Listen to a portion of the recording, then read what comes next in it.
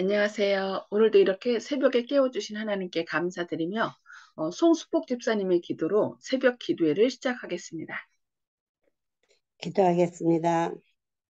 자비로우신 하늘에 계신 아버지 하나님, 오늘도 저희들에게 한날을 허락하여 주심을 위하여 감사드리옵나이다.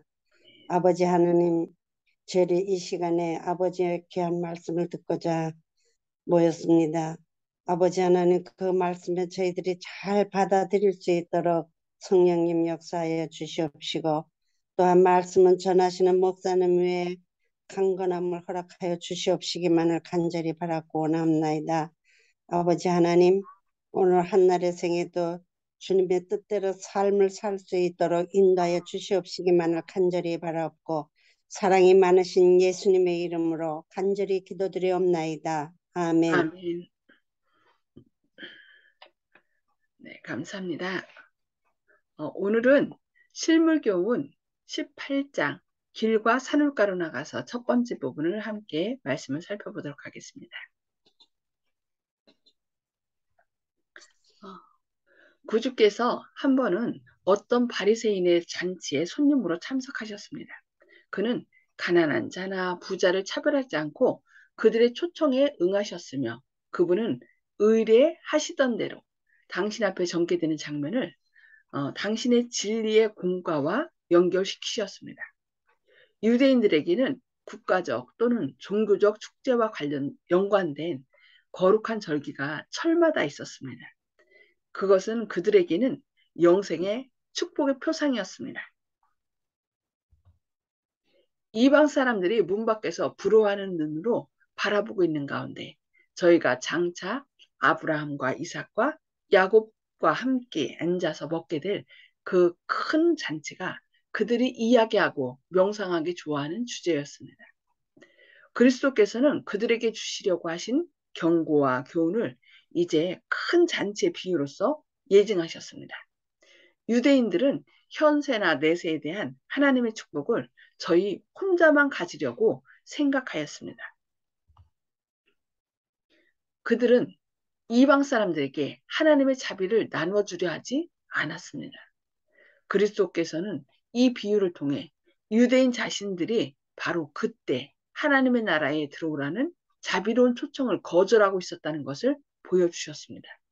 그분은 그들이 멸시한 자비의 초청을 저희가 업신여기고 마치 문둥병자에게 하듯이 저희 옥깃이 그들에게 닿을까봐 상대하기를 싫어하는 자들에게 보내실 것이라는 뜻을 보여주셨습니다. 그 바리새인은 그 잔치, 자기 잔치에 청할 손님을 택할 때 전적으로 이기적인 이해관계를 생각하고요 했습니다. 그러므로 그리스도께서는 그에게 이렇게 말씀하셨습니다. 네가 점심이나 저녁이나 베풀거든 벗이나 형제나 친척이나 부한 이웃을 청하지 말라. 두렵건대 그 이웃들이 또 너를 도로 청하여 내게 가품이 될까 하노라. 잔치를 배설하거든 차라리 가난한 자들과 병신들과 저는 자들과 소경들을 택하라. 청하라. 그리하면 저희가 갚을 것이 없는 고로 내게 복이 되리니 이는 의인들이 부활 시에 내게 가품을 받겠음이니라. 이 말씀은 그리스도께서 전에 모세를 통하여 이스라엘 백성에게 주셨던 교훈을 되풀이해 말씀하신 것이었습니다. 주께서는 그들의 거룩한 축제들 때 우거하는 객과 및 고아와 과부들로 와서 먹어 배부르게 하라고 말씀하셨습니다. 이 집회는 이스라엘 백성에게 실물 교훈이 되어야 했습니다. 이 백성들은 이와 같이 남을 진정으로 대접하는 기쁨을 배움으로 1년 내내 고아와 과부와 가난한 자들을 돌보게 되어 있었습니다. 그리고 이 축제는 보다 넓은 교훈을 포함하고 있었습니다. 이스라엘 백성에게 준 영적 축복은 저희 자신만을 위한 것이 아니었습니다. 하나님께서 이 백성에게 생명의 떡을 주신 것은 그들로 그것을 세상에 나누어 주도록 하시기 위함이었습니다. 여기 말씀하죠. 이스라엘 백성에게 준 영적 축복은 저희 자신만을 위한 것이 아니었다라고 얘기합니다. 그들을 통하여 세상 사람들에게 나누어 주도록, 바로 오늘날 우리에게 어떤 영적인 축복을 준 것도 나 개인만을 위해서 우리만 움켜쥐고 혼자만 복받도록 주신 것이 아니라 다른 사람들에게 나누어 주도록 그걸 주셨다는 것을 우리는 기억해야 되겠습니다. 저희는 그 일을 하지 않았습니다. 그러므로 그리스도의 말씀은 그들의 이기심에 대한 견책이었습니다. 바리새인에게는 이러한 그리스도의 말씀이 귀에 거슬렸습니다. 그때 그들 중에 한 사람이 경건한 태도로 예수의 말씀의 주제를 돌릴 생각으로 무릇 하나님의 나라에서 떡을 먹는 자는 복되도다라고 말했습니다. 이 사람은 마치 자기가 하나님의 나라에서 틀림없이 그 한 자리를 차지한 것처럼 매우 자신 있게 말했던 것입니다. 이 사람의 태도는 약속된 구원의 조건들을 이행하지 않으면서 그리스도로 말미암아 구원받은 것을 기뻐하는 자들의 태도와 비슷합니다. 이 사람의 정신은 아래와 같이 기도한 발람의 정신과 같습니다. 나는 의인의 죽음과 같이 되기를 원하며 나의 종말이 그와 같기를 바라보다. 근데 이 발람이 결국 어떻게 죽었습니까? 그는 하나님의 축복보다 돈을 더 사랑했습니다. 그래서 결국 이스라엘 백성들을 꿰어서 잘못된 길, 죽음의 길로 인도했고 그들로 하여금 그 하나님을 섬기지 않고 또 우상 숭배에 빠지도록 이렇게 꿰었습니다. 여자들을 통해서 유혹한 거죠. 그래서 결국은 이 발람이 죽임을 당했던 것입니다. 말은 의인의 죽음과 같이 되기를 원하며 나의 종말에 그와 같기를 바라도다라고 했지만 그 마음속에는 탐심이 가득하여서 결국이 의인과 같은 죽음이 아니라 악인이 죽는 죽음을 죽었던 것입니다. 이 바리새인은 자기가 천국에 들어가기에 합당한 자격을 갖추었는지는 생각지 않고 자기가 천국에서 누리게 될 축복만을 생각했습니다. 이 사람이 한 말은 결국 잔치에 참석한 손님들의 마음을 그들의 실제적인 의무에 관한 주제로부터 떠나게 하려는 것이었습니다. 그는 청중의 생각을 현세에서 의인들의 부활이 있게 될 먼 미래로 옮기려고 생각했습니다. 그리스도께서 이 위선자의 마음을 아시고 그를 주목하시면서 무리들에게 저희가 누리고 있는 특권의 가치와 특성에 대하여 밝히 말씀하셨습니다. 그는 그들에게 장래의 축복에 참여하기 위해서는 바로 당장에 저희가 하여야 할 일이 있다는 것을 보여주셨습니다. 그는 말씀하기를 어떤 사람이 큰 잔치를 배설하고 많은 사람을 청하였더니라고 이제 말씀하기 시작했습니다. 잔치 때가 되었을 때에 주인이 종을 올만한 사람에게 보내어 오소서 모든 것이 준비되었나이다 하는 두 번째 기별을 전하였으나 이상하게도 저희는 무관심한 태도로 보이며 다 일치하게 사양하여 하나는 가로되 나는 밭을 샀으니 불갑을 나가보아야 하겠으니 청컨대 나를 용서하도록 하고 또 하나는 가로되 소 5겨리를 샀음에 시험하러 가니 청컨대 나를 용서하도록 하라 하고 또 하나는 가로되 나는 장가 들었으니 그러므로 가지 못하겠노라 하고 했습니다. 이러한 핑계는 어느 하나도 불가피한 사유에 근거하고 있지 않았습니다. 밭에 불갑을 나가보아야 하겠다고 한 사람은 이미 그 밭을 사놓았습니다. 그가 급히 가서 그것을 본 것은 그의 관심이 그가 산 토지에 집착되어 있었기 때문입니다. 소 역시 이미 사놓은 것으로 그 소를 시험한다는 것은 그것을 산 사람의 흥미를 만족시켜 보겠다는 것에 불과했습니다. 세 번째 핑계는 이유에 닿지 않습니다. 장가를 들었다는 그 사실이 잔치에 참석하지 못할 이유가 되지 않습니다. 그의 아내 역시 잔치에 참석하는 것을 환영했을 것입니다.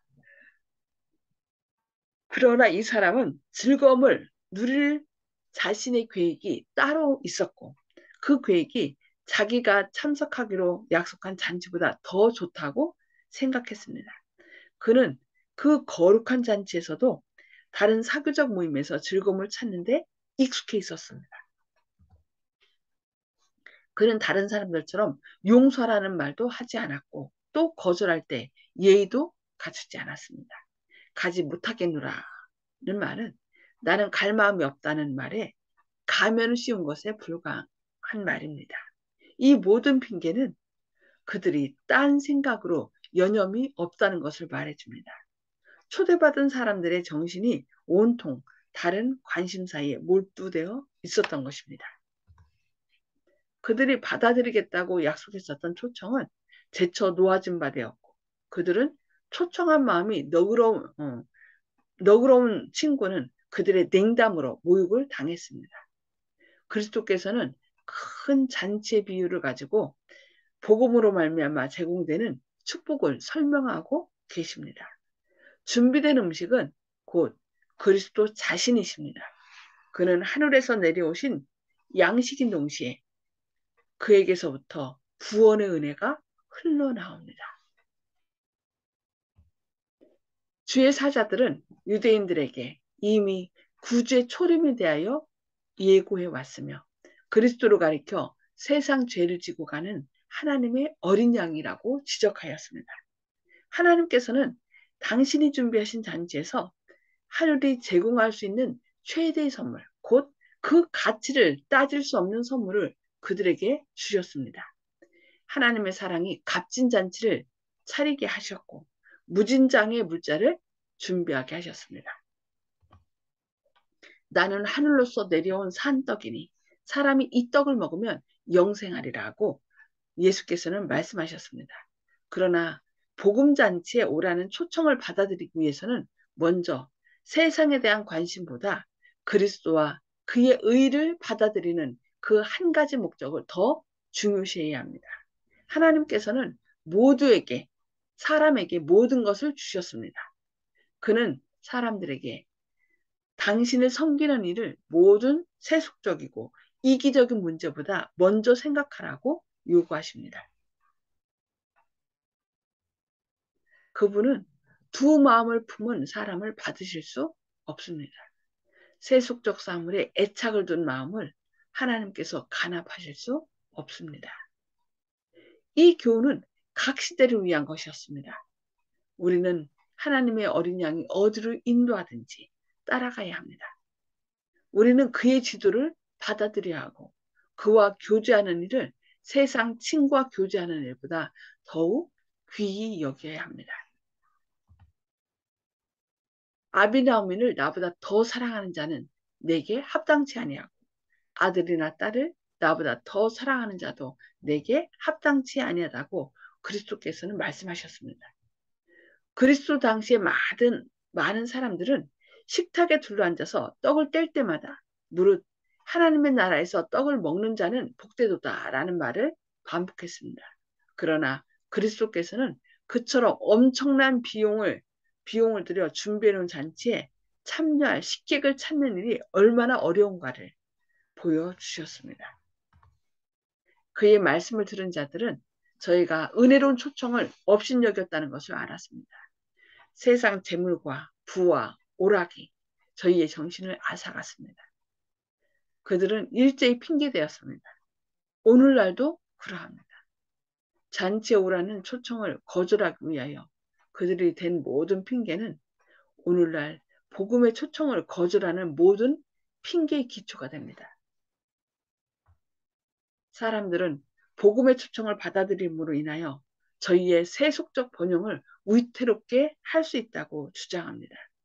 저희는 세속적 이익을 영원한 사물보다 더 귀하게 여깁니다.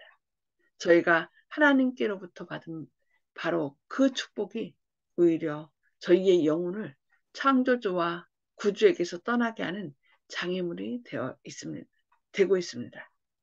그들은 세상 사업에 방해를 받고 싶지 않아서 자비를 전하는 사자에게 시방 가라. 내가 틈이 있으면 너를 부르리라고 말합니다.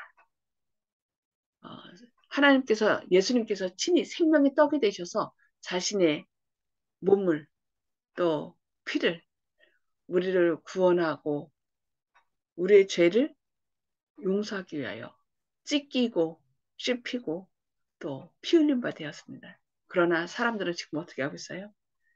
그 생명의 떡을 먹어야만 살 수 있는데 그것을 세상하고 비교해서 세상 쾌락보다 경히 여겼던 것입니다. 그래서 그것을 거절하였는데 이렇게 거절하게 되면 어떻게 돼요? 생명을 얻을 수가 없죠. 그래서 오늘 말씀을 통하여 이것이 이스라엘 백성에게 경고하기 위해서 주신 것인데 그것이 오늘날 우리에게도 적용된다는 사실을 기억하면서 우리도 혹시 이스라엘 백성들처럼 이기적인 마음으로 떡을 구하고 또 때로는 그의 말씀을 거절하고 있지는 않은지 우리 자신을 살펴봐야 되겠습니다. 예, 오늘 말씀을 생각하면서 나눔의 시간을 갖도록 하겠습니다. 옴수거를 다 해제해 주시고요. 오늘 성수복 집사님 먼저 말씀 나눠주실까요? 네, 여기 말씀과 같이 저 생각이나 또 우리들의 생각이나 비슷한 것 같습니다. 세속적인 이익을 영원한 사물보다 더 귀하게 여기기 때문에 우리 그리스도의 초청에 응하지 않는다는 것을 네, 느끼게 되었습니다. 예. 아유, 세속적인 이 세상에 잠깐 보이는 쾌락, 결국 그것은 우리에게 영원한 삶을 주지 못하는데 우리가 세상 것 때문에 영원한 것을 잊지 않은지 우리 자신을 살펴보면서 더욱더 네, 우리 마음을 하나님께서 주장해 주시도록 기도해야 될 것 같습니다. 네, 감사합니다. 아멘. 네, 조영식 집사님. 예, 그 갚지 못할 자들한테 베푸는 것이 하나님께 우리가 갚음을 받을 수 있다는 그 말씀, 우리가 어려운 자들에게 마음을 가까이 해서 또 한쪽 손이 한 것을 한쪽 손이 모르게 해라는 그 말씀하고 같은 뜻 같습니다. 감사하게 받았습니다. 아멘. 아멘. 네, 감사합니다. 네, 윤 장로님. 여기 나온 사람들은 보이지 않는 것에는 관심이 없고 지금 당장 급한 것, 내 눈에 보이는 것에만 관심이 있어가지고 핑계를 댄 것 같아요. 그러면서도 축복은 다 받으려고 하는데 우리도 이렇게 이기적인 사람이 아닌가 또 생각해 봐야 되겠습니다. 네, 아멘. 감사합니다. 저는 이스라엘 백성에게 준 영적 축복은 저희 자신만을 위한 것이 아니었다. 하나님께서 이 백성에게 생명의 떡을 주신 것은 그들로 그것을 세상에서 나누어 주도록 하시기 위함이었다. 오늘날 이스라엘 백성, 우리가 영적 이스라엘이라고 얘기를 하잖아요. 우리에게 영적 생명을 주신 것은 우리 자신만을 위한 것이 아니라 어떻게 해요? 그 떡을 세상에 나눠주도록 하기 위하여 우리를 택하셨다는 거. 이것을 기억하면서 생명의 떡을 나만 먹는 것이 아니라 필요로 하는 많은 사람들에게 그것을 기쁨으로 이 생명의 떡을 통하여 우리가 영생을 얻을 뿐만 아니라 하늘의 기쁨이 가득 찰 수 있다는 것을 우리가 많은 사람들에게 나눠줌으로 더 풍성해지는 저와 또 여러분의 삶이 되시기를 바라면서 기도하고 또 개인 기도 서로 나누도록 하겠습니다. 기도하시겠습니다. 하늘에 계셔서 저희를 사랑하신 아버지, 오늘도 이렇게 새벽에 깨워주시고 주님의 말씀을 저희에게 먹여주시니 감사합니다.